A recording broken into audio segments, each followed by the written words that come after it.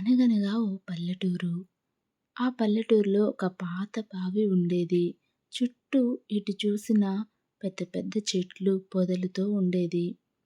ఎప్పుడో 10 ఏళ్ల కిందట ఆ బావిలో ఓ యువతి ప్రమాదవశాత్తు పడిపోయి మరణించింది.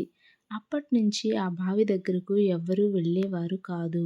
ఎందుకంటే రాత్రిలో అక్కడ నుంచి అడుగుల శబ్దాలు, నవ్వులు, అంతేకాదు ఎవరైనా అటు సైడ్ వెళ్ళినట్లయితే మళ్ళీ తిరిగి రారట.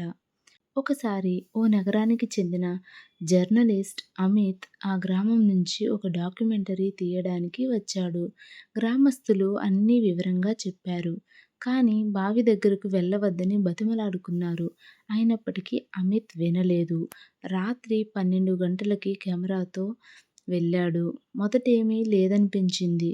కానీ కొన్ని క్షణాల్లో బావి నీళ్లలో నుంచి తెల్ల వస్త్రం ధరించిన అమ్మాయి మెదలడం మొదలుపెట్టింది. ఆమె ముఖం కనిపించలేదు.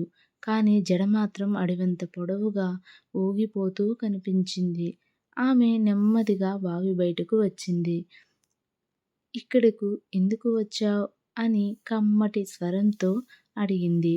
అమిత్‌కు భయంతో కెమెరా చేతిలో నుంచి జారిపోయింది. తల తిరిగి చూడగానే ఆమె ముఖం అగ్నితో కరిగినట్టుగా ఉంది. ఆమె ఆత్మ బతికేందుకు కొంతకాలంగా ఎదురుచూస్తోంది. ఆ తర్వాత అమిత్ అక్కడ కనిపించలేదు. అతని కెమెరా మాత్రం బావి పక్కనే దొరికింది.